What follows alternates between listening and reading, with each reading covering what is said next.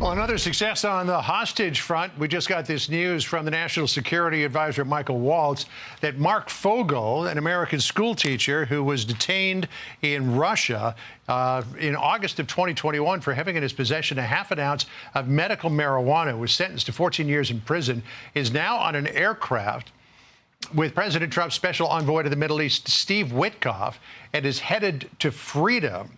According to a statement from Michael Waltz, Witkoff and the president's advisors negotiated an exchange that serves as a show of good faith from the Russians and a sign that we're moving in the right direction to end the brutal and terrible war in Ukraine. We don't know what constitutes this, quote, exchange, but we do know that the Trump administration, unlike some administrations in the past, is not of a mind to exchange very high-value targets like Victor Boot or millions of dollars in exchange for hostages. But good news for the Fogle family that after a number of years in prison, Sandra, he is going to be coming back home.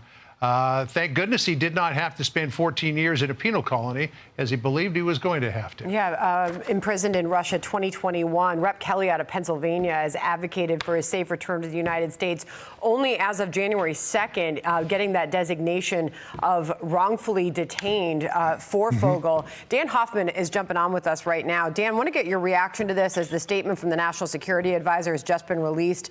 President Trump and his envoy, Steve Witkoff, are able to announce that Witkoff is leaving Russian airspace with Marc Fogel, an American who's detained by Russia.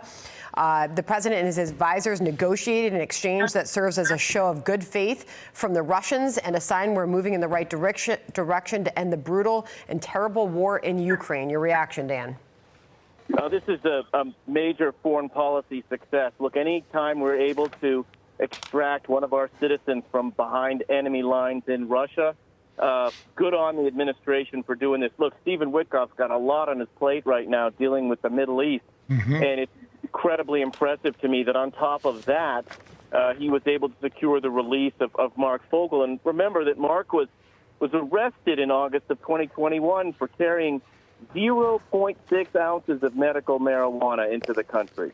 Now, the question is what we had to give the Russians in return. I don't think those details have been shared yet, or how this fits into the larger picture. Remember that this weekend at the Munich Security Conference, there will be discussions about the future of Ukraine. And typically with Russia, everything is intertwined. The hostage release with the war in Ukraine, even to arms control negotiations. So when Fogle was taken, it was right around the same time that Brittany Griner was taken as well. And she had a quantity of marijuana on her as well. She was immediately labeled as wrongfully detained. Fogle wasn't. And there was a great hue and cry, well, why are you treating Brittany Griner one way and Marc Fogel a different way? As Sandra mentioned, he eventually did get that wrongfully detained designation. But can you speak to us about what were the differences here? It seemed like very much the same thing. Yeah, I don't see the difference, John. And Marc Fogel missed out on the exchange that resulted in Brittany Griner's release, and then the 2024 prisoner exchange, which was quite extensive as well. A lot of us who had served in Moscow, and I have friends, I never met Marc, but I have friends who did, felt like it was a dereliction of duty on our part, on the previous administration's part, that they did not secure Marc Fogel's release. There should have been no reason for that. They finally described Fogle, Jake Sullivan did, as wrongfully detained in August of 2021, way late in the process. And there was never an adequate reason given for that. But again, good on the Trump administration for securing his release. It's been a busy couple of weeks here, John, obviously, on foreign policy with the Trump administration, and we should all be celebrating this success. Just looking back at Rep. Kelly, who's advocated strongly for his release, he notes in his most recent posting about Fogle being a Butler, Pennsylvania native, taught history courses at schools attended by children of U.S. diplomats in Colombia, Venezuela, Oman, Malaysia, and for 10 years in Russia.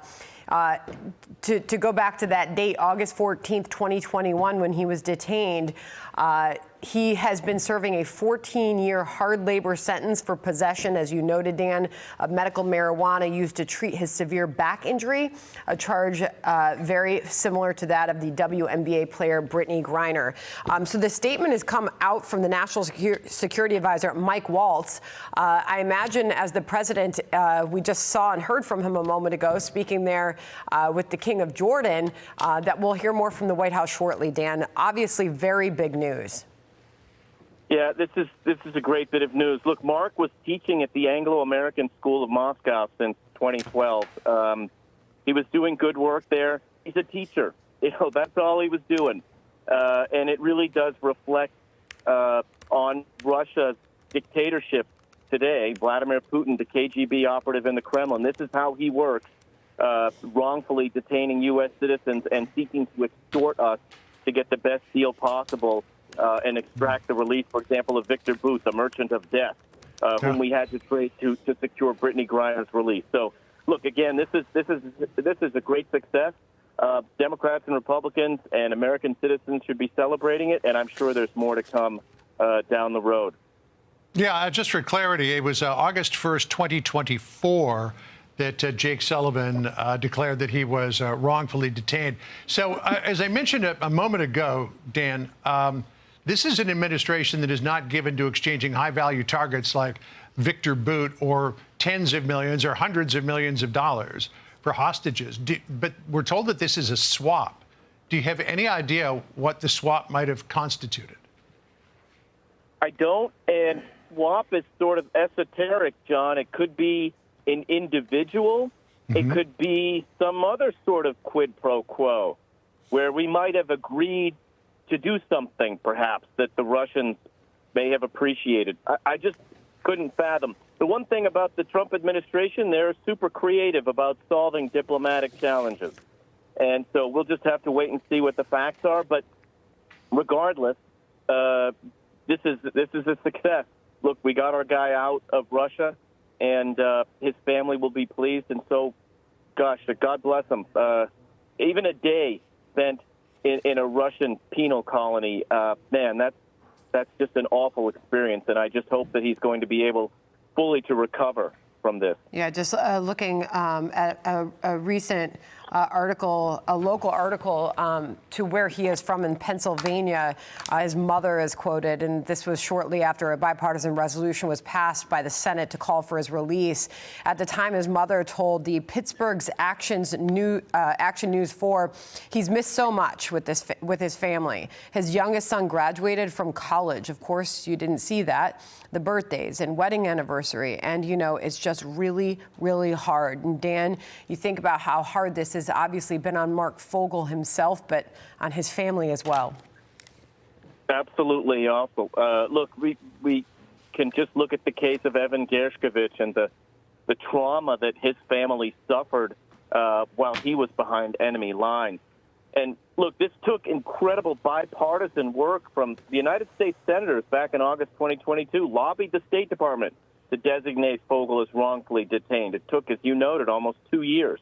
The Fogle family, was very vocal, speaking out, and launched a petition calling for Fogle's freedom. There was a lot of work that was done here at the grassroots level and also in the Congress, and finally brought to fruition, thank goodness, with a positive result.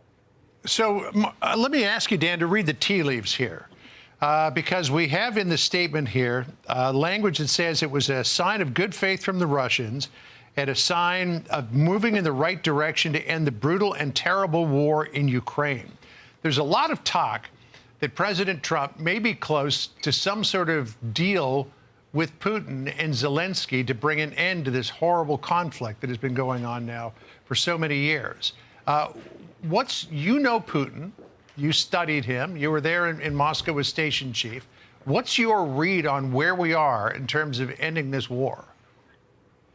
So this prisoner release is sort of a proof of concept that we might be able to sit down at the table with Russia and iron out some of our differences.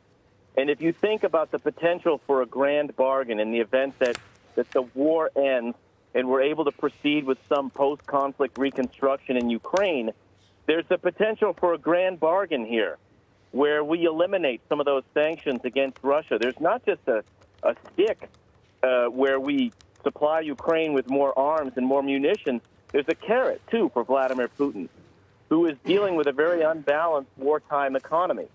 And so there's the potential that we strike a deal and end the war and do so in such a way that Russia may potentially be welcomed back into the world economy, and that would certainly serve Vladimir Putin. Yeah. The challenge for us, for retired General Kellogg and for the Trump administration, is seeing the world through Putin's eyes. Vladimir Putin doesn't see casualties the way we do. He's perfectly willing to sacrifice hundreds of thousands of his own people to destroy any chance for democracy in Ukraine. He wanted to topple the government there and failed. So this is going to be a very painstaking, challenging, complex, wickedly complex negotiation. But today, this prisoner release maybe portends for something potentially positive resulting from it. Yeah. Dan, thank you for jumping on the breaking news. We're going to have more as we learn more about this release coming up. Dan Hoffman joining us. Thank you very much. I want to finish off by reading the second portion of the statement released from the National Security Advisor on this news, Mike Waltz. It says, since President Trump's swearing in, he successfully secured the release of Americans detained around the world, and President Trump will continue until all Americans being held are returned to the United States. By tonight, Marc Fogel will be on American soil and reunited with his family and loved ones, thanks to President Trump's leadership. We're going to have more on this breaking news after the break. We'll be right back.